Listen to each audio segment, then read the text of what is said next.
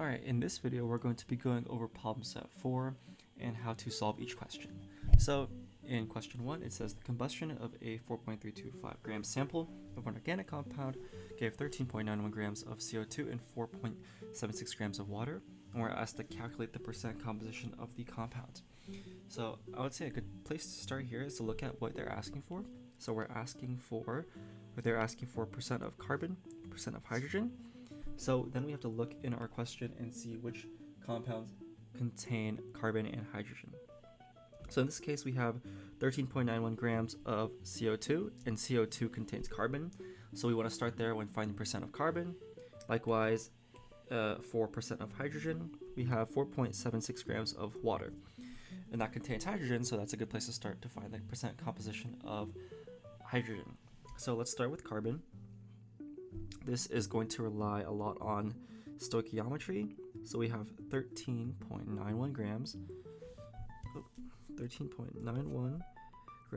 of CO2, and we're asked to find carbon percentage. So we want basically how much carbon is in this molecule. So within 13.91 grams of CO2, if we look at a periodic table, we know that there's 44.01 grams of CO2 within 1 mole of CO2. And then we just want to work with carbons. So we have 1 mole of CO2. Within that mole, we have CO2. There's only 1 carbon. So 1 mole of CO2 is 1 mole of carbon, that 1-to-1 ratio. And then we want to turn this into grams. 1 mole of carbon on the periodic table, 12.01 grams of carbon. And if you do this math out, you should get 3.796 grams of carbon. Same deal with percent hydrogen. We want to start with H2O because that is the product containing the hydrogen. So 4.76 grams of H2O. We're going to do a similar principle looking at the periodic table. 2 moles of hydrogen, 1 mole of oxygen. We're going to multiply that out, turn that into moles. We have 18.02 grams of water is 1 mole of water. And in this case, we want hydrogens. So we want to be careful here. In 1 mole of H2O, there's 2 moles of hydrogen. It's a commonplace that you might get tripped up. So it's going to be a 1-to-2 ratio here, not a 1-to-1 ratio. And then looking at the periodic table, we know 1 mole of hydrogen is 1.01 grams of hydrogen. Doing this math out should yield 0.536 grams of hydrogen. So now we're given this amount of carbon and this amount of hydrogen, which is the amount of carbon and hydrogen originating from the original molecule. So as provided in the question, we originally have 4.325 grams, and we want to find the percent. So it's basically parts of a whole. That's kind of the definition of a percentage. So let's start with carbon. We have 3.796 as calculated, which should yield 87.77. And since it's a percent, we want to multiply by 100. So 87.77%.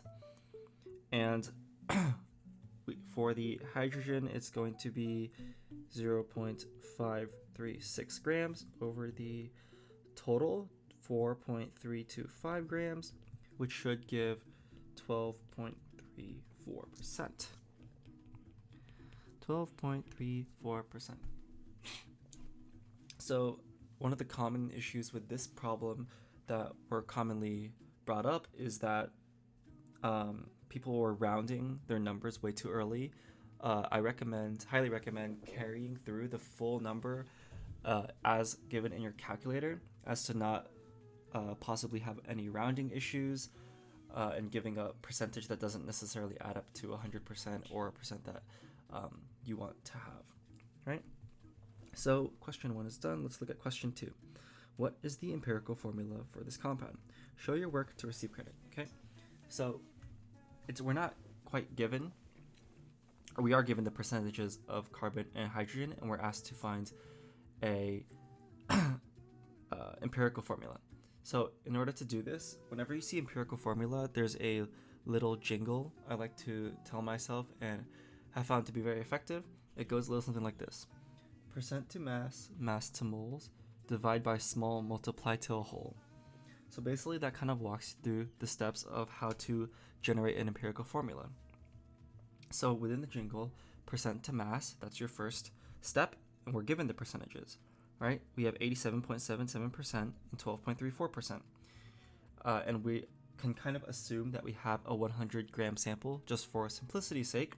So we have percent to mass, 87.77%, and what's this, 12.34%, percent to mass, 87.77 grams, 12.34 grams.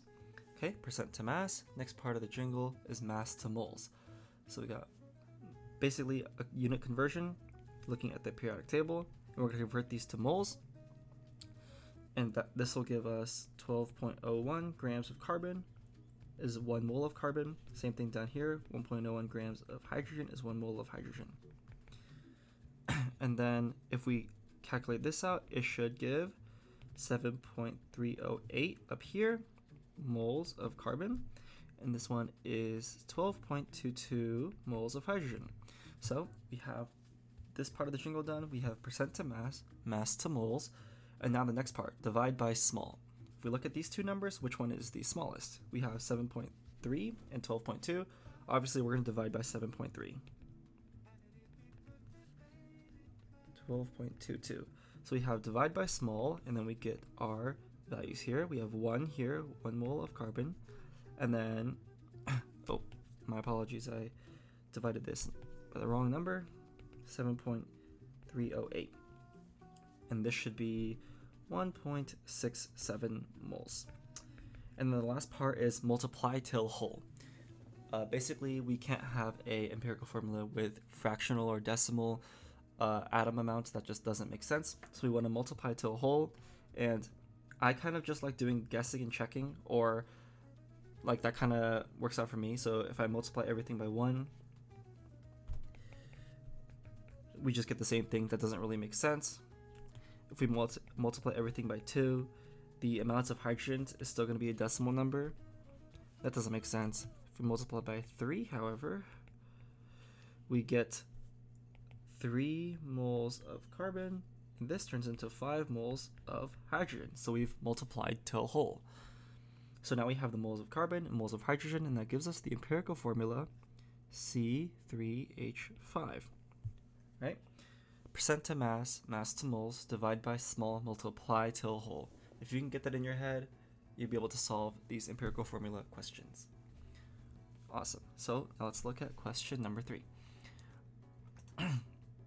Calculate the degrees of unsaturation for the empirical formula.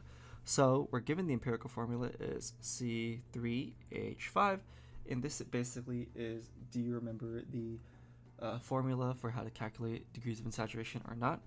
So we have du is equal to, it's going to be amounts of carbons, 3, minus half of the number of hydrogens. In this case, we're only working with hydrocarbons, so we don't need to worry about any halogens or anything like that. And then we're going to do plus 1. Always remember this plus 1. This was another common issue that I saw, and this should yield 1.5. And if you think that's weird, then you'd be right. So degrees of unsaturation of 1.5, and the next part asks, is this reasonable? No. Remember, degrees of unsaturation just means how many double bonds do you have and how many ring structures do you have. You can't really have half of that. That doesn't really make sense. So in this case, it's not reasonable. So next question asks, what is the smallest reasonable molecular formula for a compound that would have this empirical formula? So we're given C3H5 is 1.5 du, which doesn't make sense. And you can kind of try to multiply all of these values until the degrees of unsaturation goes up to a normal whole value. So let's multiply everything by 2. I kind of just do the guess and check method. So we multiply all the atoms by 2. We have C6H10. And if we do the math out, we have du equals 6 minus 1/2 of 10 plus 1, which gives us 2, which is a nice whole number, which now makes sense. So we have molecular formula of C6H10 with the degrees of unsaturation of 2, and this now makes sense. Now the last question asks, propose a structure for this molecular formula. So if you remember what a degree of unsaturation, all it is just, do you have a pi bond or do you have a ring structure? So in this case, we have C6H10 with degrees of saturation of 2.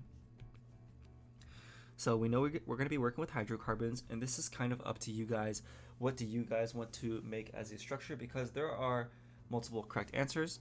So for example, we have this structure here, 1, 2, 3, 4, 5, 6 carbons, 2 pi bonds here, 2 degrees of unsaturation, and looking at the molecular formula, we have 2 hydrogens here, we have a hydrogen here, we have a hydrogen here, we have a hydrogen here, 2 hydrogens here, 1, 2, 3, 4, 5, 6, 7, 8, 9, 10 hydrogens, 6 carbons, and 2 degrees of unsaturation.